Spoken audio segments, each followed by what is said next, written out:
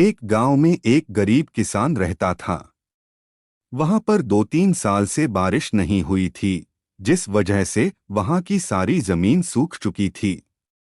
किसान बहुत दुखी था, क्योंकि वो अपने जमीन के ऊपर कोई फसल नहीं उगा पा रहा था। सर्दी का मौसम था। आज किसान पेड़ के नीचे आराम कर रहा था। तभी उसे वहां एक सांप नजर आया। वह सांप अपना फन फैलाए हुए बैठा हुआ था। किसान के मन में एक बात आई। ये सांप काफी सालों से यहाँ रहता है। इसे भी इस अकाल के समय में मेरी तरह खाना ढूंढने में परेशानी होगी। फिर गरीब किसान ने मन ही मन यह तय किया कि वो हर रोज सांप को एक कटोरी दूध पिलाएगा। अगले ही दिन किसान एक कटोरी में दूध ले आया और सांप के बिल के पास रखकर कहने लगा, है नागराज, आपको मेरा प्रणाम। मैंने कभी ध्यान नहीं दिया कि आप भी यही रहते हैं।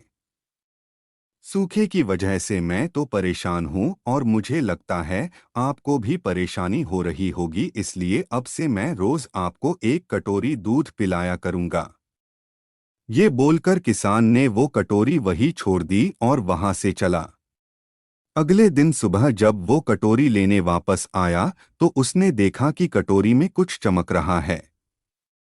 किसान ने कटोरी को उठाकर देखा तो उसके अंदर एक सोने का सिक्का था। फिर किसान हर रोज सांप को एक कटोरी दूध पिलाता और अगले दिन सुबह हर रोज उसे एक सोने का सिक्का मिलता। एक दिन किसान को किसी काम से शहर जाना था और उसने अपने बेटे को ये जिम्मेदारी सौंपी। उसने अपने बेटे को कहा, बेटा ध्यान से एक कटोरी दूध सांप के बिल के पास रख देना। किसान के बेटे ने अपने पिता के कहे अनुसार एक कटोरी दूध सांप के बिल के पास रख दी। अगली सुबह उसे भी सोने का सिक्का मिला। उसके बेटे ने सोचा कि यह सांप तो बड़ा कंजूस है, जरूर उसके पास बहुत सारे सोने के सिक्के होंगे। लेकिन यह तो हर रोज बस एक ही सिक्का देता है। अगर मैं इसे मार दूं तो मैं इसके सारे सोने के सिक्के ले सकता हूं।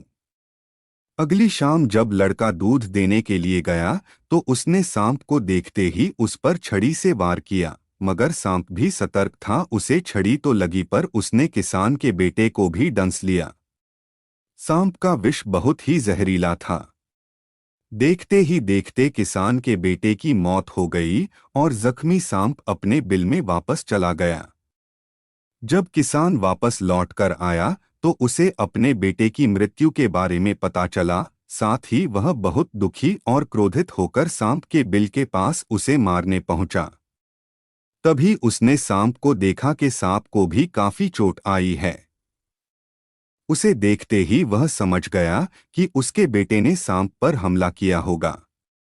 वो समझ गया कि परिस्थिति ही कुछ ऐसी हो गई होगी कि सांप ने उसके बेटे को डसा होगा।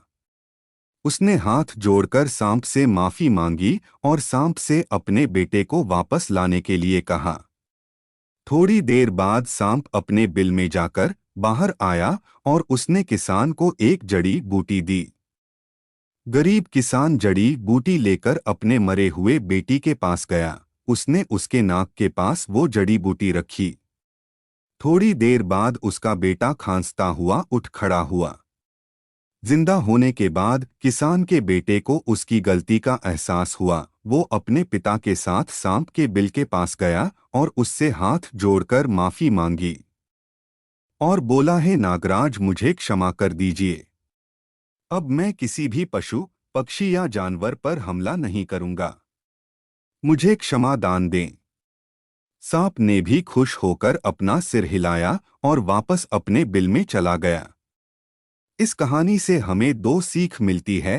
पहली ये कि लालच करना बुरी बात, और दूसरी सीख ये है कि हमें निर्दोष जीवों पे हमला नहीं करना चाहिए। हमें उन्हें बिल्कुल भी परेशान नहीं करना चाहिए। हमें उम्मीद है आपको यह कहानी ज़रूर पसंद आई होगी। ऐसी ही कहानी सुनने के लिए जुड़े रहिए हमसे। हम जल्द ही मिलते हैं एक और नई कहानी के साथ। तब तक के लिए धन्यवाद। ऐसी है कहानी सुनने के लिए चैनल को सब्सक्राइब करें, नोटिफिकेशन बटन को ऑन करें।